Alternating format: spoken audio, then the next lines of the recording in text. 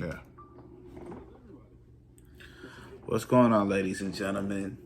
Here we are today introducing our first episode of the new podcast. Here we are with What's Cooking with Fannyb00. So, first of all, let me give it a round of applause, though. We still working on the introduction, though, but that's going to come, though. So, just to introduce ourselves, though, first off, we got the wonderful, fabulous, head chef, definitely is the heart and soul of what Fannyb00 is. So I definitely want to give her the proper introduction, though. It's not enough I could say about her, though. Most definitely, Chef Fanny, though.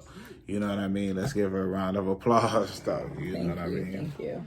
And I'm the sous chef, though. I go by Chef C, so that's enough about the introduction, though. Just wanted to pass the mic over to Chef Fanny, and she can kind of get us started about, how we initially ended up getting Fannyb00 started,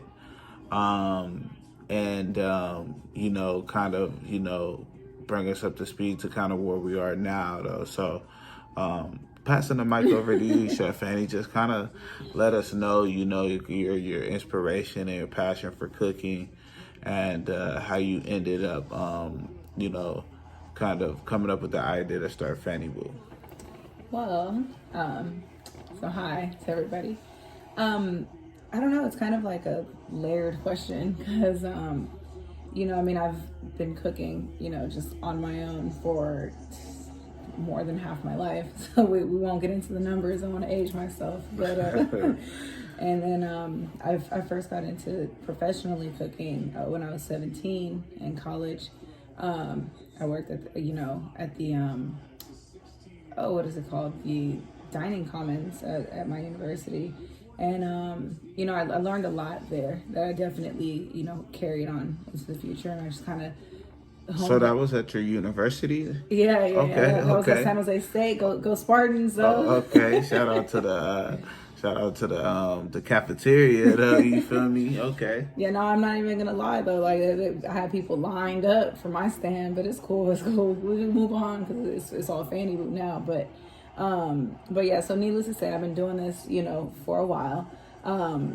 I personally like good food, so. My mom was a working mom, so she, wasn't always hours in the kitchen to produce all the layers that are necessary. It was just, get my kid fed. So as I got older, I kind of started to learn and discover different flavors, different cuisine types. And the older I got, the more I would discover and the more it would just interest me. And then it just kind of came to, well, if people here can make it, I can make it. I could figure out how to make this at home. Right. And so I would just look stuff up, and I became like the master of like looking up 1,000 recipes and pulling away my own out of it, like little things I liked from each one, and then just to create one final recipe to be my own. So, fast forward about almost 10 years, I meet you, and so for the first time, I had somebody that I was trying to impress with my cooking and that wasn't a picky eater. So I definitely could, venture out into anything. Nothing was off limits. So that huge for me. Yeah, we definitely had her in her bag early, though, making sure, she was versatile. You know what I mean? I was coming up with all kinds of requests, though, every night. Like, can you make this? Can you make that? So, So talk to us about some of you say you used to look up recipes, back in the day and all of that. So talk to us about some of your favorite things to make. So so probably one of my favorite things to make is something that I almost never make. I love Cuban food. I grew up with Cuban food. My grandpa was Cuban, and so I grew up authentically eating Cuban food at least a couple times a week. But once I became an adult, he passed when I was 16, and immediately I went to college right after at 17, and so I would call home and ask my dad, like, hey, how did Abuelo make, the oxtails, or how did he make, the chicken and rice, with the yellow rice? And he would tell me, like, okay, there's this, or he wouldn't really quite know. He'd just be like, yeah, just a little bit of this, just shake it until your hand gets tired, and that's enough seasoning. type of instructions. So then I started, we had the internet, because we're a newer generation, so I started looking them up. So I would take like everything my dad told me, and then I would like look up different recipes, like, okay, that looks about like what it tasted like. And I dabbled in like different variations, different versions, switching in and out different ingredients, and until I finally just like nailed it. And actually it wasn't until the very last time, which I'm 32 now, so it's 16 years later, the very last time that I made oxtails, I actually was like, wow, this tastes just like my grandpa's. So that one actually, that recipe made it to the cookbook that is on the way. So nice. Definitely keep your eye out for that one. That is an original recipe of ours. But yeah, so Cuban food is definitely my favorite to cook. Probably I'd say like on a more common level, like a more consistently, I like to make like different variations of tacos, and I like to make different variations of pastas, just because like you can do anything. You can like cross cultures and flavors, and it's like it's all gonna taste good. Like if you like blend together the right flavors and the right textures, and you just like get it in a nice soft tortilla, like, ooh, it's like just good in one bite. Or even like with the pasta, you get like a good flavorful sauce, and then the meat is cooked well and it's seasoned properly, and right not too creamy, not too goopy, like it's perfect. It's just you could just go back from bowl after bowl after bowl. And so like those are, and then it's like it pleases the whole family, so it's not like just I like it or just us. Right. Like, so just to kind of back up, like so as far as like making it to the Fannyb00, right? Yeah. What happened? It's been charging this whole time. It is. That was weird. Do we pause? Yeah, we just paused. Yeah. It's all good. All right, so we're back rolling. All right, so you said you wanted to back it up? Yeah, so, excuse me. So just kind of backing things up, right? So take us back to the mecca of Fannyb00, right? Like, what was the first product, or what was like the first idea, or what brought, the vision to life?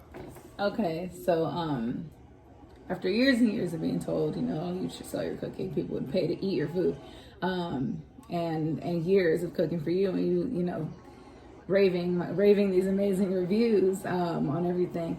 There was a point in time where I was working at a restaurant, gained some restaurant experience. There's a lot to learn. There's a lot to learn that on so many different levels, just from being in a professional setting that's already going, like it's one thing to like start your own, and never have like any experience, but to be in the setting where it's like everything, all the wheels are in motion, it's like you kind of get a different perspective for different things, and then you learn a lot, you see a lot of things that you wouldn't even have thought of. But so when I was working in a restaurant, we won't say any names, but they had a vendor that would come and do their desserts, and one of the desserts was a peach cobbler cheesecake. And when I first saw it, I was like, oh, it just looks like a regular cheesecake with like a crumble on top. Not even really a crumble, more so like a graham cracker, like just topping. Okay. And so they would put, whenever people ordered it, they would add on, a couple peaches on top, a little mint leaf, and caramel drizzle, and that was that. So I brought one home one day because I was like, we got to try it. Right. So eventually we tried it, and it wasn't bad. It just wasn't like, it was just more cheesecake than anything. Like it was like it was almost like a peach cobbler flavored cheesecake, which there's nothing wrong with that. But when I think peach cobbler cheesecake, like I'm thinking peach cobbler, I need like some peaches that are like like brown sugar, cinnamon, nutmeg. Like these are the flavors. Right. You know, I want to taste the buttery flakiness of a cobbler crust. You know, right. while also having like a solid cheesecake base. So I did some research. I already had a cheesecake recipe that I use of my own, which is really good, and we'll be sure to share that eventually. But right. Cookbook on the way. Yeah. So I have my cheesecake base. So I'm like, okay, I've got that, but I want the crust to be a little something different. And for my crust, originally, it is a flaky crust that I use instead of the graham cracker crust, because little secret, I don't like graham cracker crust on cheesecake. Huh. Unpopular opinion, but I just don't like it. Yeah. But so it was already flaky, but I was like, how do I make this cobbler like? What? So I'm like, okay, definitely some cinnamon, definitely gonna put in some more vanilla, and then the brown sugar. I just needed that brown sugar just come through. So I was like, okay, we'll do that. And then I did my peaches, you know, the same as I would do them for a cobbler. And so, you know, stovetop, cook them down, add in all your stuff. And I layered it through. So we made one just, I think it was Christmas, maybe. It was something like in between the holidays. It was before Christmas. It was sometime in the summer, but it was a holiday. Okay. It was Labor Day. Okay. So we're going to your parents' house, and right. I was like, let's bring it with us, you know. So my brother-in-law, his brother is a huge foodie, so I was like, shout out to bro. Yeah. so if he gives it the pass, and I'm like, all right, this is good. And then right. We've got both your parents who are, you know, more traditional take on both the cheesecake and the cobbler. So I'm like, this would be interesting to see like completely different perspectives. So right. So we came with the peach cobbler cheesecake, and the very first one, I still post it a lot from time to time, because you just got to remember where you came from. And you know, so I had added a little crumble of the cobbler on top, not too much, just a little bit. And we tried it and we loved it. It was great. Like everyone was like, whoa. And so I was like, okay, we've got something here. Right. So I posted it, you know, just for fun. And the comments and DMs just came flooding in, like, how much for that? Where did you buy it? Are you selling these? Who makes these? Where did you get it? I've never had one before. We get that a round of applause though, because I remember that time, right? And that was such like a beautiful moment, you know, for us, right? Like just from the moment of like concept of the idea, like, man, we could do that, you know, and then executing it, and then that was just the first try too, like, right? And then even having the audacity to even post it, right? To go public with it, like, was like the main thing, right? Like, you know, a lot of people, you know, make stuff at home, and they make stuff in their own privacy, and they're scared to post it, or they're scared to really let somebody else see it, right? And you just never know. And you know, like she said, right, people were always telling her, you could sell your food. And that was a lot of what I was saying from the beginning, because, you know, I was tasting everything. So, you know, it just is an attestament to, you know, just 100% of how, you know, her versatility, how versatile she is. So, you know, they say the way to a man's heart is through his stomach, and I would just like to say I concur. I can attest to that. I believe so. But yeah, so we did that, and then, you know, people asked, you know, what, you know, how much is it, whatever, and I was like, should I make one and sell it? And he's like, yeah, like, let's do it, let's just see. And so I'm like, well, dang, how much do I sell it for? Like, I don't, you know, like, this isn't my thing. Like, I cook from the heart, and that's it. And so, you know, like, just kind of just figuring that out, and then, you know, like, we picked the number, and you know, and a size, and then that was just it. And people were like, okay, you know. And then shortly after, my mom gifted me some cheesecake pans. Shout out to mom one time. So she gave me some cheesecake pans. She bought me like 3 sets that were like different sizes, and I was like, now I can offer different sizes, because everyone doesn't want to, like, we don't know who you are, we've never bought anything from you, I'm not giving you $50 for a cake. So, you know, like, I was able to offer smaller pieces. You know, I experimented with, okay, well, let me put the peaches more throughout and on top, not just throughout, and then it's like, okay, well, let me do the crumble all over the top, instead of just around the edges. And it's like, okay. And then we had an old coworker of mine had ordered and shared it with another old coworker of mine, and he was like, oh, it's just not sweet enough. Whether it was or wasn't sweet enough, we had a solution, because I came with caramel drizzle right after that.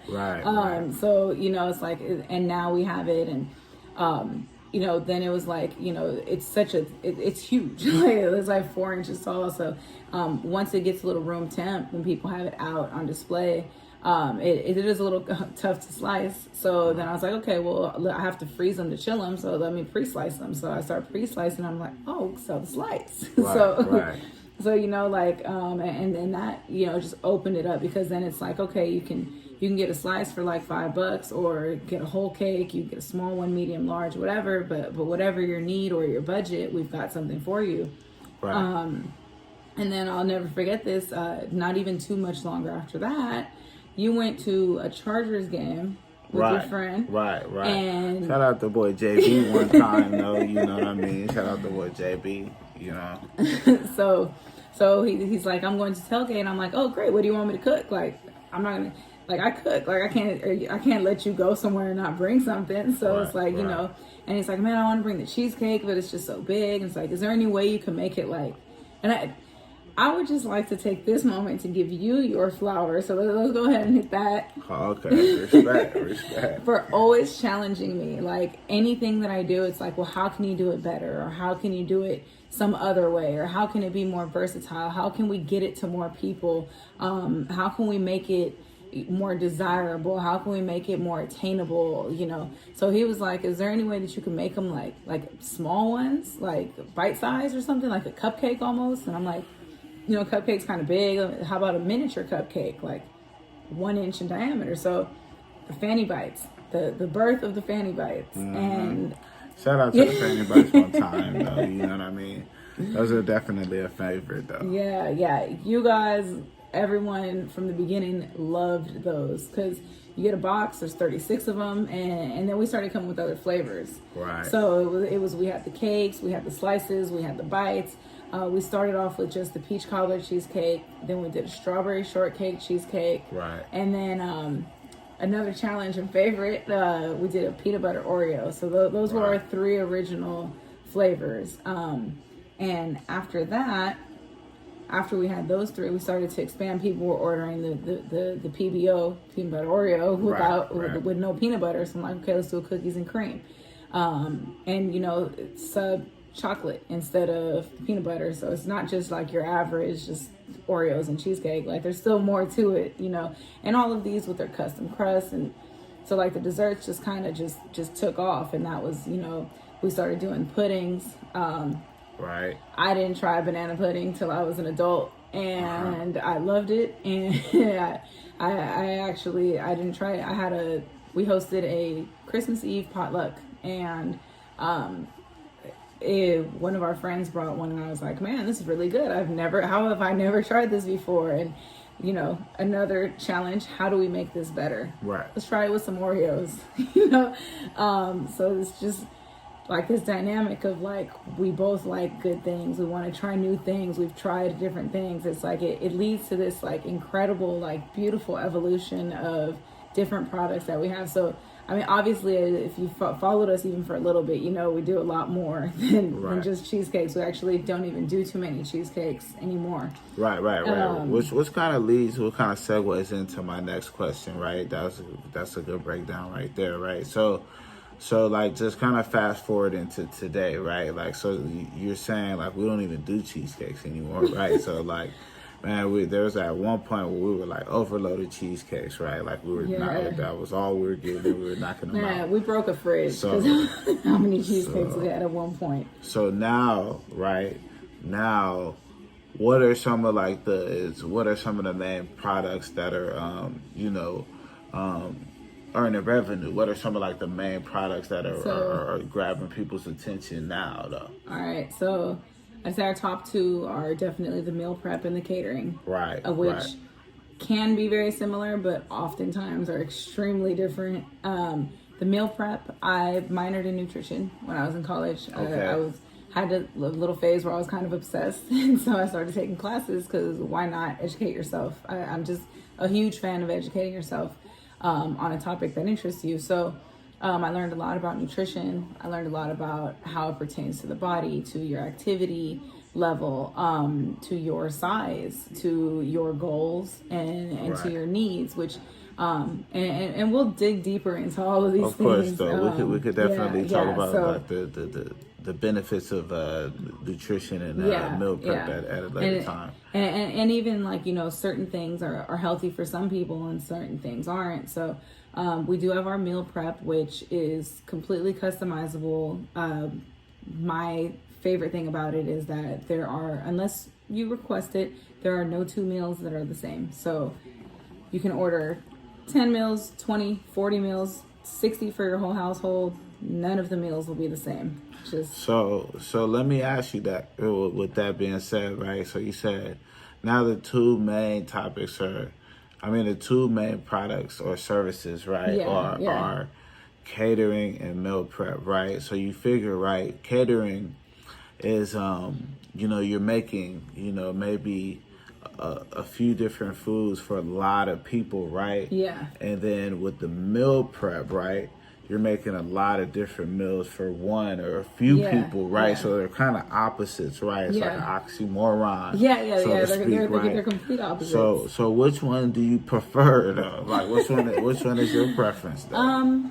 Let the people know. Well, this is a little bit tough because the catering tends to be like more of the indulgent foods. So like the lobster mac, the shrimp and grits. Right. You know, I am able to dive into a lot more cuisine types with less restrictions. Right. So because the meal prep is, typically it's going to be calorie based or macro based. For me, I really enjoy the challenge of giving people all of their favorite things in a healthy way that also falls within their caloric requirements. So for me, I really enjoy that challenge. Like, I get excited. Like, I'll be at the store doing shopping for us, and I'll spot something like, oh, I can't wait till I do this next prep. I'm coming back here to get this. I was so excited when I found noodles that were 0 calories that actually held flavor, and I was like, this is amazing. So, but when it comes to like the catering, it's kind of like it's tough because I put my heart into everything. Like I'm a very like loving, caring person, and when I cook, like I really put my heart into it, into every little thing, no matter how big or small. We give a clap for that, We could definitely give a clap for that, though, one time. So it's like for the meals, it's like I get to learn my clients over time, and I get to learn like their likes and their dislikes and their lifestyles or their preferences, their stories, their health journeys. We had a client who had renal failure, and we were doing all of his meals, and he got off of dialysis, and it was like, that was exciting. Like that was like, and he didn't have to sacrifice like the flavors and the options, and it was like he got to eat all of his favorite stuff, and it was like, I was like, I helped with that. Like, and that's a really good feeling. Lives, shout out to that, though. So that's got to really, make you feel good to really be able to kind of, do what you love, right, and also help somebody else, right? Change their life, right, and help them, kind of gain a better life, right? So, tell me about how you kind of got, we got started with the meal prep. Like, I know, but tell the people, let the people know. All right. How we really got the meal prep started. So the meal prep started, and we will come back to the catering because the catering I have a whole completely different love for completely different reasons. But while we're on the meal prep, you may or may not know, if you know us personally, we do have a couple young children, 3 and 4. And we'll just say that as I gained some pregnancy weight, it was a very joint venture for both of us.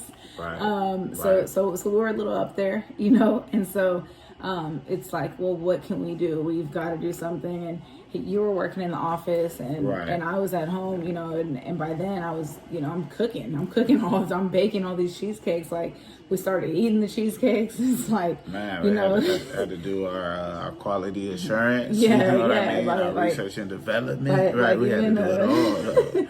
Like, even for our last born, our son, like, it was like, dang, is it the cheesecakes? Are we pregnant? Or what's going on? Right. So, so with you in the office and you know, us, this coming on our radar, like, yo, we got to get a grip on this and handle it. It's like, okay, well, let's do meal prep. Like, I'm gonna be making you lunches for dinner, or lunches for work anyway. So let's meal prep. Right. And immediately it's like, I don't want the same thing every day. So, right. I don't think I even finished the word meal prep before it was like, no, I'm good. And one of the realest things that, you know, that's really helped us along with our journey, like business wise, is just like our ability to be transparent with each other, right? Just being, you know, husband and wife, like in a relationship, right? Like, you know, as far as like being able to challenge her and just being able to just kind of, you know, say when, you know, just I don't like something, or when something just isn't right, you know what I mean? So, and it's, you know, it's never, it could never come from a spiteful place, though, you know, because we're on the same team and working towards the same goal. Yeah. So I mean, it's all love, because you point out something that's, if I'm striving for perfection and I'm missing the target, and you can see it from your perspective, like,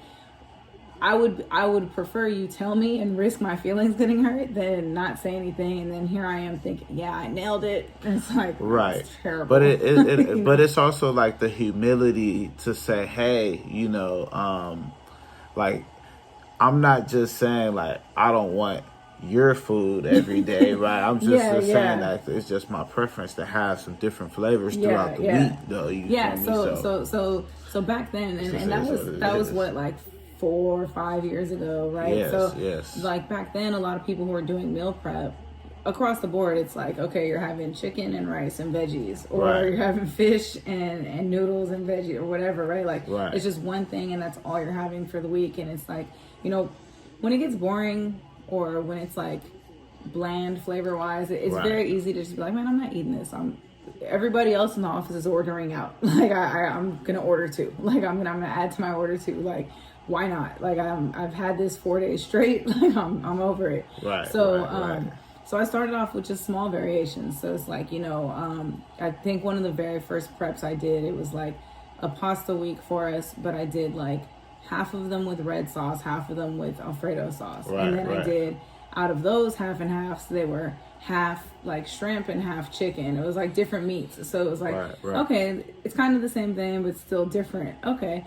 Then it was like, that wasn't so hard. Let me, you know, try something else. So then it's like, okay, well, let's do some of them with rice, you know, some with potatoes and some with pasta. Like, okay, well, let's do some tacos. Oh, I just found these low carb tacos. These are great. They're only 30 calories each. Perfect. Like, you know, and so it's like, and there's a taco story too. I'll get to it. I'll get to it though. But you know, it's like, you know, just adding different variations. Then it was like, man, it's summer, it's hot. Like, I want salads. So it's like, but it's not gonna be like a Caesar every day, or it's, you know, so let's load it up. You know, so you're actually, it's something light and refreshing, but it's still fulfilling, and you're getting all the nutrients you need. You're getting all the flavors. You could even break them down and split them in half, and still be like significantly under your calorie count. And, it became fun. Like, it became really fun for me. And at that point, we weren't selling any. I'm taking pictures just because I cook. So I'm like, that's what my page is becoming. Let me take pictures. And then, you know, eventually, it didn't take long. Like, I just got really good at it. Like, humbly speaking, of course, you know. But shout out to that. Shout out to humbly speaking, though. Shout out to humbly speaking, though. You know. But it just very quickly, I kind of just like unlocked the formula where it's like, you know, several different meats, several different carb size, several different veggies, or, you know, let's do, you know, we could do some wings, we could do flatbread, we could do whatever. Like, if I just focus and I organize and plan it out correctly and portion it out correctly, I can hit all of these marks in one set of cooking. And it's like, cool, let's go with that. And we can do a whole nother segment on meal prep, right? But let me just kind of switch gears here. Let me kind of bring it back with the catering, right? So, tell me about, like, you know, as far as like your catering, right? I mean, our catering. I'm asking that, right? I'm trying to get on my list. So the catering, right? Tell me about, like, some of the things that you think, like, really separates, you know, our catering from, you know, the standard catering you may see, like, online or whatever, though. Talk to the people, though. Let the people know.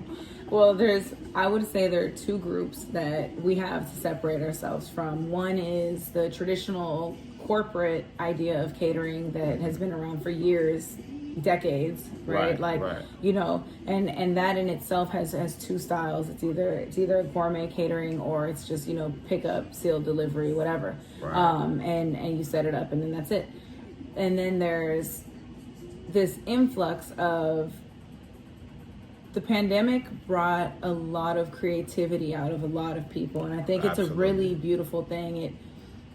We started before the pandemic, but entering the pandemic already having started gave us the opportunity to really hone in on what is it that we're doing, how are we going to grow it, how can I make this better. I've got nothing but time and people are hungry, restaurants are closed, let's get it together.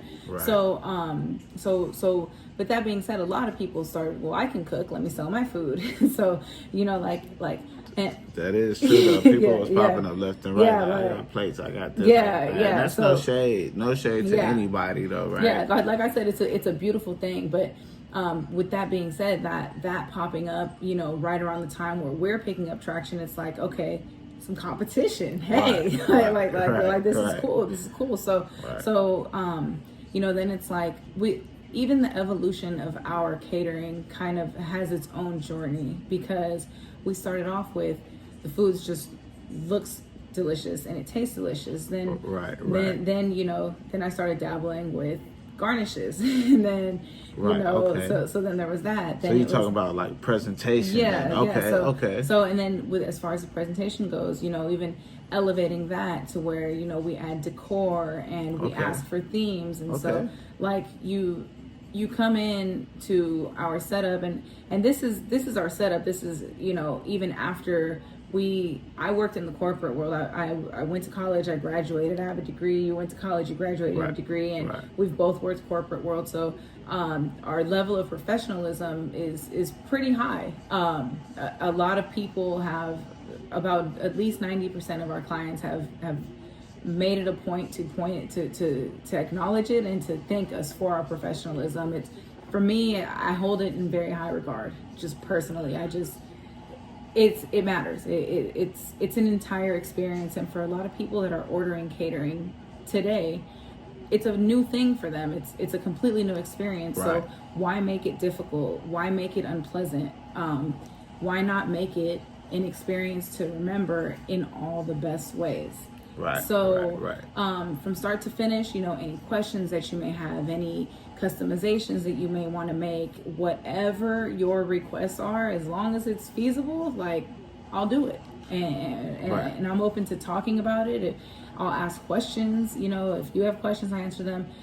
We're in uniform, you know, we're matching. There's no extra people hanging around, like, you know, who's this guy, who's this girl, you know, you know, we're in, we're out, we set up quick.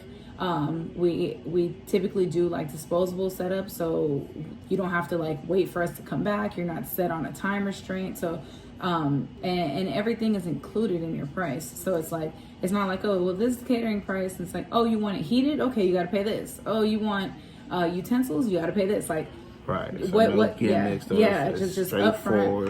Upfront, it's just everything that you may or may not have considered that you'll need is included. So, you know, so it's kind of just makes it a more pleasant, stress-free experience. And then like when your guests begin to arrive, it's like they come in and the first thing when they open the door is they smell the food, and it's, you know, again, humbly speaking, but it's like you smell it and it's just like, whoa, it's wow. Like, I'm hungry. I wasn't hungry, but I'm hungry now. Right. And then you get to where the food is at and you see it, and not only does the food look amazing because it's cooked well, it's cooked with techniques that are it helps the food to maintain the desirable look even after having been cooked, traveled, and set up. Gotcha. So you're not going to have soggy wings. You're not going to have, you know, soft toast. You know, I pride myself in, you know, executing the textures and the flavors and making sure that they stay that way, even if it means I have to do some stuff on site. I account for that. You know, so they come up, the food looks great, and then it's like, wow, it's just so pretty. Like it's always just a very beautiful, elaborate setup. So I like to use flowers to decorate, and not just typical purple orchids that are used. Most flowers in the world are edible. So overall, it sounds like, you know, just for the people, to break it down for the people, right? So overall, it sounds like once somebody orders or even contacts Fannyb00, right, what they're gonna get is professionalism. Yes. Presentation. Yes. Quality of service. Yes. Plus quality of product. Quality and quantity. Quality and quantity. That's another huge thing. I think 100%. Something that also sets us aside. We didn't talk about the quantity though. Tell them about the quantity. Just really quick. I just know, like, sometimes you have to kind of choose, like, do you want a small amount of a quality product, or do you want a larger amount of a slightly lower quality product? And first of all, like, I'm not going to put my name behind anything that's subpar as far as quality goes. And that being said, I cannot stand running out of stuff when I'm hosting. Before we started catering, you know, we used to host a lot of parties, and so shout out to the party time, the party.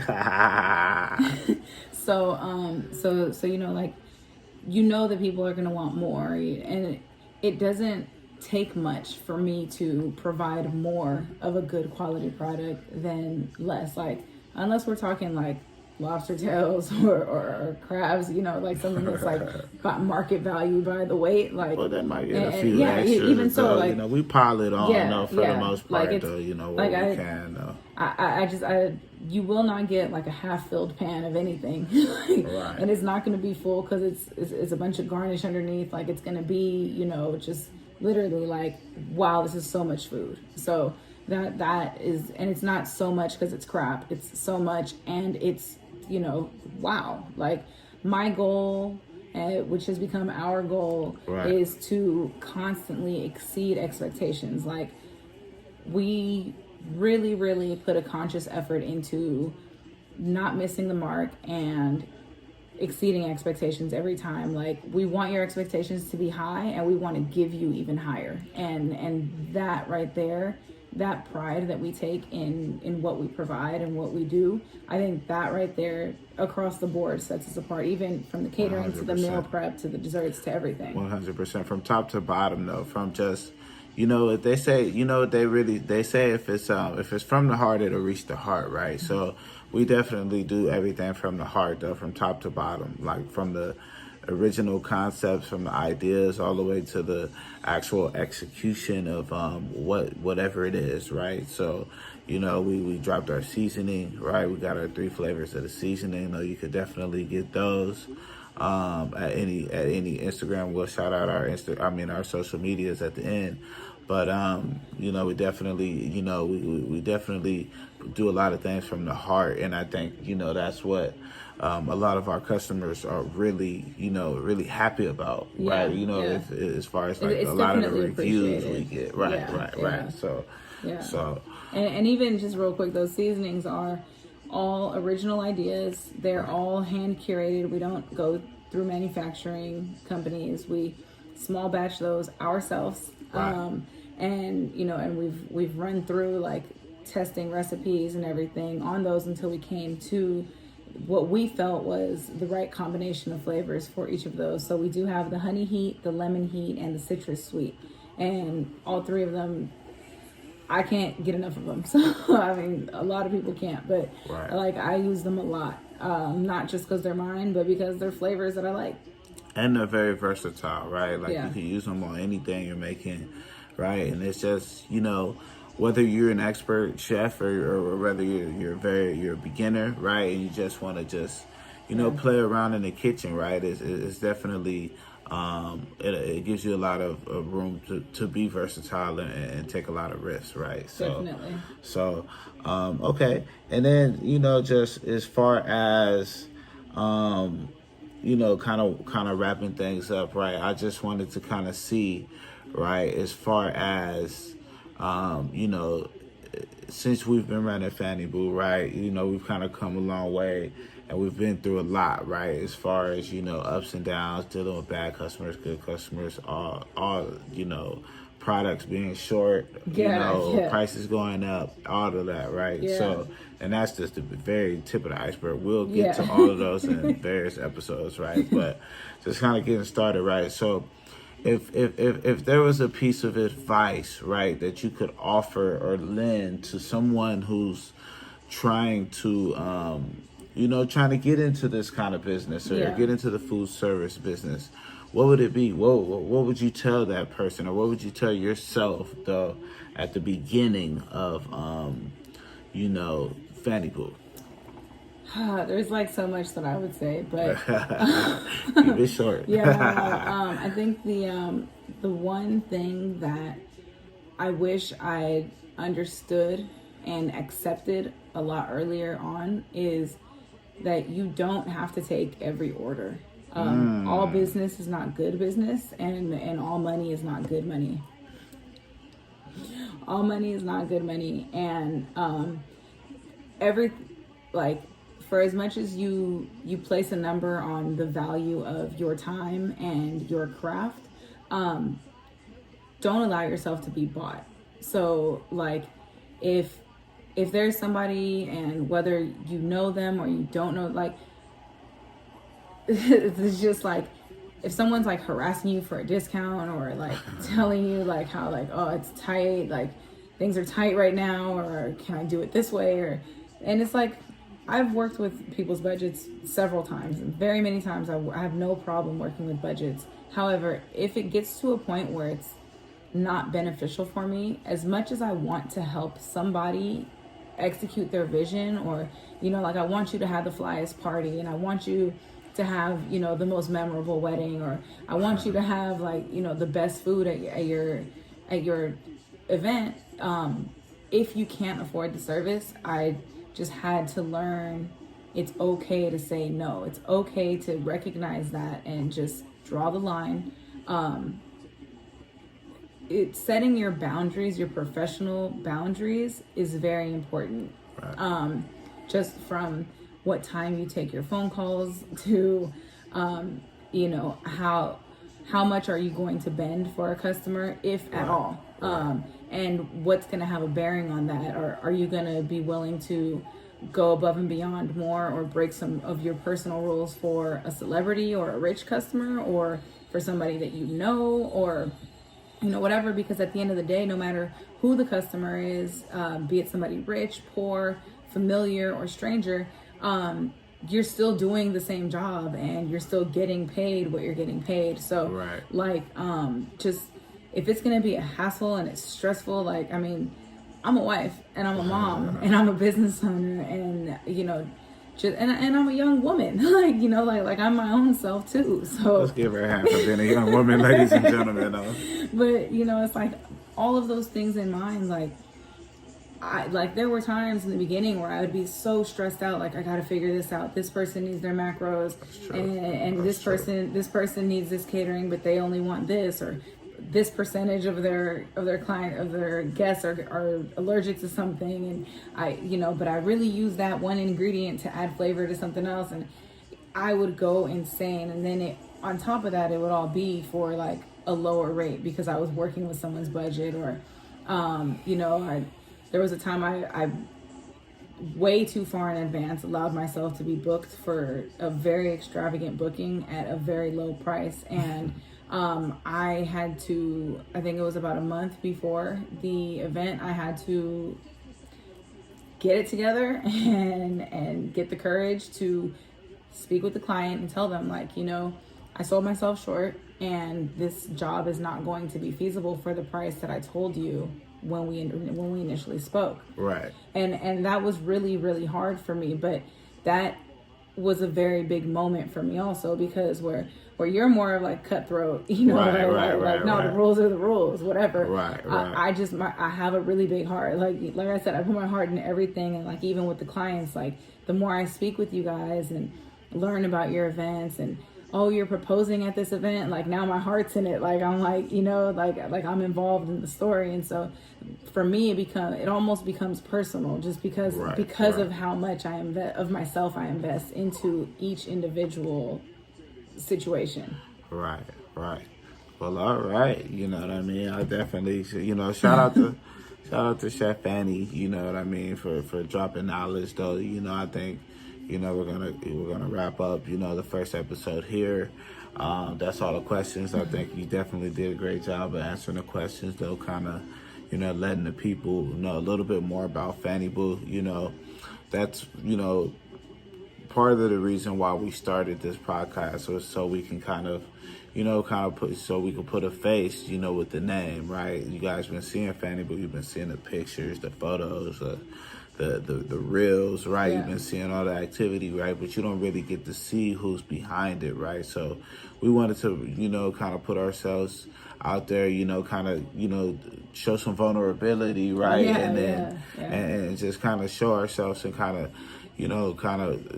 talk to you guys, though, you know. So if you guys got any questions, comments, you know, or anything like that, and any topics you would like to see, I mean, we have a bunch that we're gonna do, but if there's anything in particular, you know, you guys are curious about or want to know about, we're not hoarding information. So we really just want to be able to just, you know, give some information back to the people, right? And that's ultimately what it comes down to, right? 100%. You know, it's all about giving the game back, right? So somebody, you know, eventually somebody always gave us the game. Somebody always passed me some games. Somebody, you know.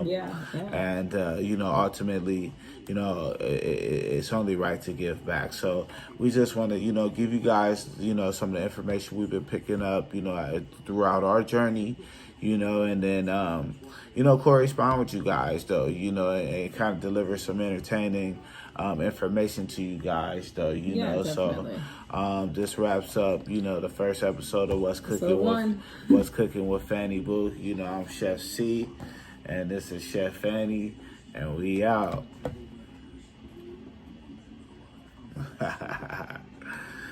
Just stop it. That was cool. No, I'm gonna let it roll a little bit extra, though, like it's a little bit of a scene, but that was cool, though. First episode. That was good. Or no,